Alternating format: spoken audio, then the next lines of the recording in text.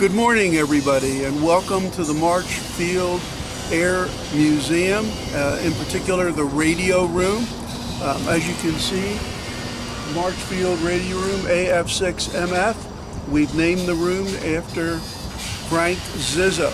I'll tell you more when we get inside, but please follow me and we will conduct a tour of our radio room.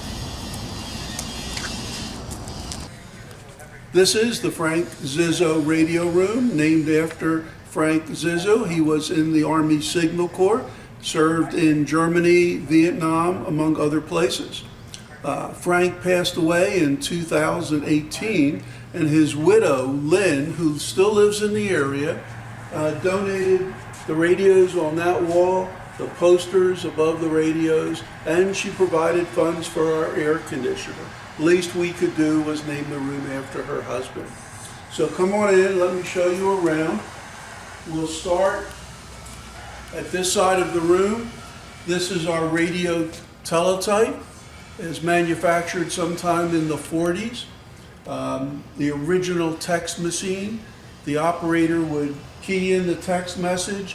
It would punch out a paper tape, and then the operator could either print out from the tape or forward the message to other sites.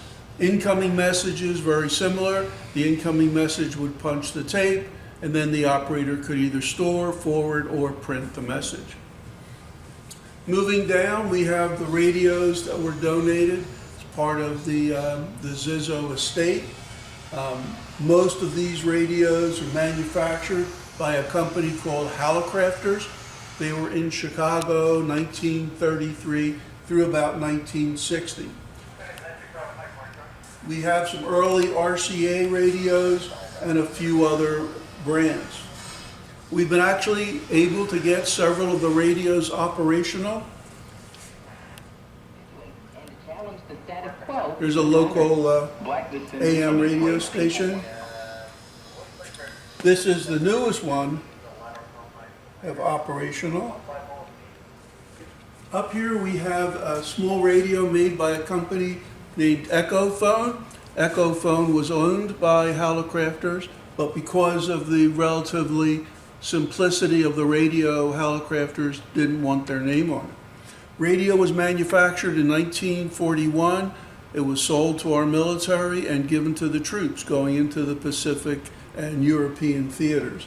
And still works. I think that's ESPN out of Los Angeles. Over here we have a Hallicrafters television manufactured in 1947.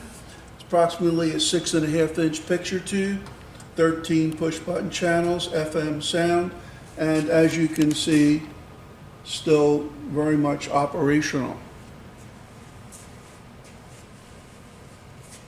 These two are our oldest radios. Both were manufactured in 1924. Both came with batteries. What you're looking at are examples of the earliest portable radios. This one over here, 6 vacuum tubes, weighs between 40 and 50 pounds, but could run 1 to 2 hours on the batteries, after which you would have to replace or recharge the batteries. But the technology from here leads directly to the cell phones that are in use today. Here we have a small radio made by Hallicrafters, the Sky Buddy. Hallicrafters had the same issue with trying to attract the younger generation into the amateur radio hobby. Most of Hallicrafters' radios were big, heavy, complex, and very expensive. So to attract the younger crowd, they made a relatively simple radio, put a little boy on here operating a Morse code key, and they charged their cost of manufacturing, which was $30. They also offered a 12-month interest-free financing plan. It's $2.50 a month. And the radio was so popular, the company almost went broke. They didn't make any money selling it at their cost. So the following year, when they came out with a new model, they fancied it up, put in some gold paint, took the little boy off, doubled the price, and avoided bankruptcy. This is Hallicrafter's console model. This Diversity DD1 was one of their most expensive radios. In 1938, this retailed for $550 in this configuration. That's $11,500 in today's dollars. You could buy a brand new car off the lot in 1938 for $700. So $550 for the radio or $700 for a new car. This still works, although not very clearly today. But not bad for 1938. Over here, we have our military radios. These were used in the Vietnam War, approximately 1960 through 1975. This is a PRC-10, a backpack, weighs about 18 pounds, was carried by the Marines and the infantry. 8-foot whip antenna, of course, great reception, was only attached to the radio when they stopped. Walking around, advertising you're carrying a radio could prove fatal. During this period also, individual receivers were issued. The soldier would have an earpiece and could listen to the frequencies from this radio. So if this was damaged or destroyed, there still was some communication with the troops. We have here a rescue radio. This was carried by the pilots who flew in Korea and in Vietnam. When they got on the ground after bailing out, they would attach the radio to a battery pack, which was about the same size, extend the antenna, and call for help. Here we have examples of mobile radios. This one was probably mounted in a Humvee. Two big radios on the bottom there were probably installed in armored personnel carrier or a communications truck, but they were designed to be mobile as they are resting on springs and rubber mounts. Moving over to this area, this is World War II, 1939 through 1945. What we've done over here is we've mocked up the inside of a B-17. This is approximately 1/8 of an inch of aluminum, which represented the outer skin for the airplane. These planes routinely flew approximately 25,000 feet, where outside air temperatures could reach -20, -30 degrees. Because these planes were not pressurized, nor were they heated, the flights were issued heated flight suits. If you look under the table there, there is an outlet where the flight suits would be plugged in to keep the crews warm as possible. This radio sitting here is a receiver. The big radio down here is a transmitter, and both these radios are still installed in the museum's B-17 Starduster, which is out front of our radio room. Moving down to this section, we have test and calibration equipment. These 3 units were used to check radio frequencies and align them. We have field phones here. These require telephone wires to connect from one to the other to switchboards, etc.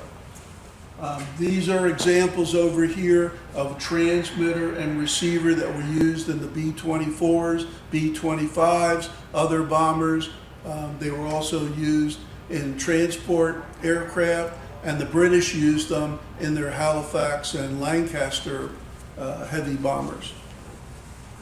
Moving over here, we have a 2-part radio set that was used World War II and was carried by the platoon or the squad as it made observations and moved from point to point.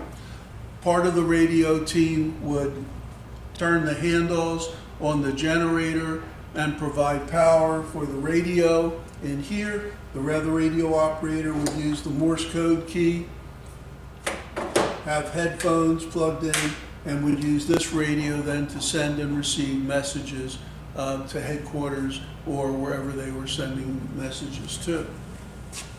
Over here, this yellow radio is a rescue radio. It is nicknamed a Gibson Girl. Charles Gibson was an illustrator. He drew these young ladies, very narrow waist. Well, somebody looked at the radio, the way it's designed, the shape, the color, and I assume after a few drinks, and said the radio reminded him of a Gibson Girl. And just one of those things, the nickname stuck. If you did an internet search on Gibson Girl radio, this is what you would come up with. They were invented by the Germans, early 30s, for their bomber crews. The radios were picked up by the British, modified, given to us, and we modified them. The 3 radios we have here were manufactured sometime between 1941 and 1945.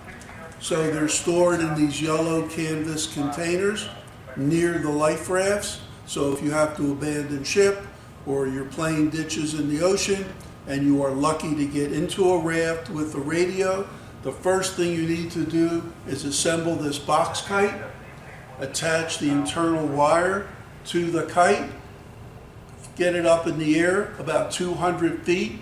That's your antenna. The radio then gets strapped between your legs. That's for stability. And then you have 2 basic options. A signal light is included with the kit.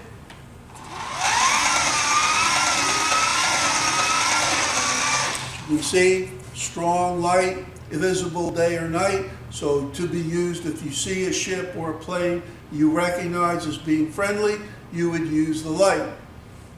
Over here we have radios that were installed, M4 Sherman medium tank. This is the transceiver. This is the intercom unit. And both of these were ruggedized, designed for tank operation. The push buttons were easier for the tank operator. Okay. Over here we have a transmitter. This was used by the military during World War II, broadcast Armed Forces radio.